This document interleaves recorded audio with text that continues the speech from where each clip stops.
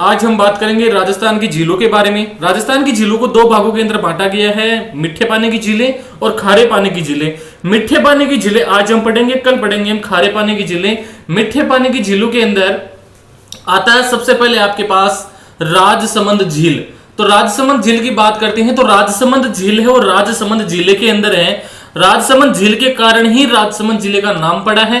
इस झील का निर्माण महाराजा राज सिंह ने 1662 से 1676 के बीच अकाल पड़ा था। उस अकाल से बचने के लिए, लोगों को अकाल से राहत दिलाने के लिए इस झील का निर्माण करवाया गया था। यह राजस्थान की दूसरी सबसे बड़ी मानव निर्मित झीलें हैं। मतलब प्राकृतिक झीलें बहुत सारी है, लेकिन ये मानव निर्मित दूसरी आपकी झील है राजसमंद झील। इसे हम गोमती झील भी कहते हैं। ताल और केलवा नदियों से पानी मिलता है। इसके अंदर गोमती नदी, ताल नदी और केलवा नदियां आकर के पानी लाती है इस झील के अंदर और झील का निर्माण करवाती है। इसके किनारे महाराणा राज सिंह द्वारा बनवाया गया द्वारकाधीश का मंदिर भी है, वल्लभ संप्रदाय से संबंधित है। तो द्वारकाधीश का मंदिर कहां पर है? राजसमंद झील के अंदर, राजसमंद झील के किनारे राजसमंद में है, जो कि वल्लभ संप्रदाय का प्रमुख पीठ है। घेवर माता का मंदिर भी राजसमंद झील के किनारे भी है। यही प्रश्न आप परीक्षा में बहुत बार आता है, घेवर माता का मंदिर कहां है? राजसमंद झील के किनारे, राजसमंद जिले के अंदर है। घेवर माता क्यों प्रसिद्ध है? क्योंकि ये बिना पति के सती होने वाली एकमात्र देवी थी घेवर माता। तो राजसमंद झील है, राजसमंद झील के पास में आपको घेवर माता मिलेगी, घेवर माता का मंदिर मिलेगा, घेवर माता मंदिर मिलेगा। यहां पर आपको 9 चौकी पाल मिलेगी और गोमती नदी यहां से पानी लेकर के आती है और यहां पर सबसे बड़ी राजप्रस्थिति लिखी गई थी। अब कहा जाता है कि इस झील के उत्तरी किनारे को 9 चौकी पाल कहते हैं। क्यों कहते हैं? क्योंकि यहां पर काले संगमरमर के 25 शिलालेखों पर संस्कृत में 1916 श्लोकों में मेवाड़ का इतिहास लिखा हुआ है। इन शिलालेखों को राजप्रस्थिति भी कहा जाता है। इसका सबसे दिलचस्प इतिहास यह है कि द्वितीय जो विश्व युद्ध हुआ था, द्वितीय विश्व युद्ध के दौरान इसे एक दिलचस्प इतिहास यह है कि जब सेकंड वर्ल्ड वॉर हुआ था उस टाइम में एक महत्वपूर्ण सीप्लेन बेस, जिसे जल विमानों का हम अड्डा कहते हैं, लगभग 6 साल तक रॉयल एयरफोर्स RAF और इंपीरियल एयरवेज के जल विमानों ने लंदन और सिडनी के बीच उड़ान भरने के लिए इस झील का उपयोग एक प्रमुख ठहराव मतलब स्टॉप ओवर के रूप में किया गया था। तो ये थी हमारी राजसमंद झील। राजसमंद झील के प्रमुख तथ्य ये है कि राजसमंद झील है वो राजसमंद जिले के अंदर है। यहाँ पर घेवर माता का मंदिर है, यहाँ पर 9 चौकीपाल है, यहाँ पर राजप्रस्थिति लिखी गई है, गोमती नदी इसके अंदर पानी लेकर के आती है और सबसे बड़ी बात यहाँ पर द्वारकाधीश का मंदिर है जो वल्लभ संप्रदाय की प्रमुख पीठ है। अब हम बात करते हैं हमारी दूसरी मीठे पानी की झील, जो कि झील है आपकी जयसमंद झील, जिसको हम डेबर झील भी कहते हैं। ये है उदयपुर में स्थित है। आपकी जयसमंद झील है वो उदयपुर में स्थित है, इसको हम डेबर झील भी कहते हैं। जयसमंद झील को हम बोलते हैं डेबर झील, जो कि उदयपुर के अंदर है। अब बात करते हैं किसने बनवाया, किसने? इसका निर्माण महाराणा जयसिंह ने 1685 से 1691 के बीच गोमती नदी पर बांध बनाकर किया गया था। मतलब जो गोमती नदी आती है उस गोमती नदी डैम बनाया, डैम बना करके जयसमंद झील का निर्माण करवाया था, राजा जयसिंह ने करवाया था। उदयपुर के अंदर ये झील है आपकी।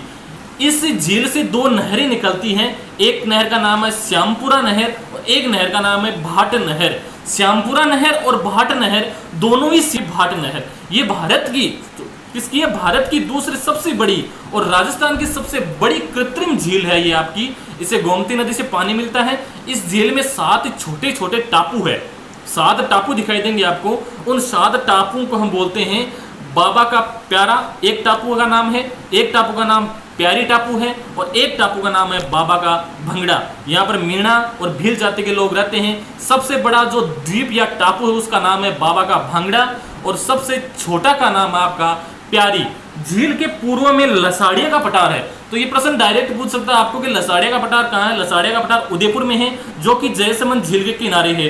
पास की जो पहाड़ी है वहां पर हवा महल बना हुआ है, हवा महल और रूठी रानी का महल बना हुआ है। एक हवा महल जयपुर में आपका वो नहीं है, इसके पास में एक हवा महल बना हुआ है और रूठी रानी का महल भी उदयपुर के अंदर है, जयसमंद झील के पास में है।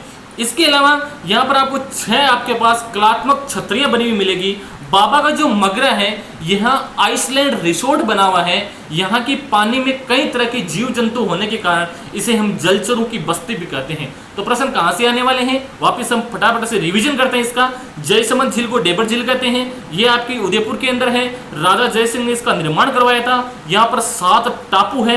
एक टापू का नाम बाबा का मगरा है, एक टापू को प्यारी टापू कहते हैं, एक टापू को हम बाबा का भांगड़ा कहते हैं। मीणा जाति और भील जाति के लोग यहाँ पर रहते हैं। यहाँ पर हवा महल बना हुआ है, रूठी रानी का महल बना हुआ है और जीव जंतु ज्यादा होने के कारण इसको बोलते हैं हम जलचरों की बस्ती कहते हैं। तो चलिए अब हम आगे हमारे मीठे पानी की झील के बारे में बात करते हैं।